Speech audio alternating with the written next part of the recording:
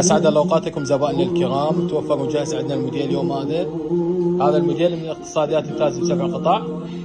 الشرباية مالته تكون بهذا الشكل عندنا المميز مع كومودات اثنين عندنا جانبية.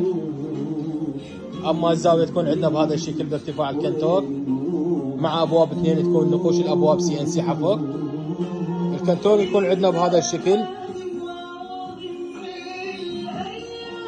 يكون ارتفاعه 2.20 سنتيم والعرض 3 أمتار و15 سنتيم.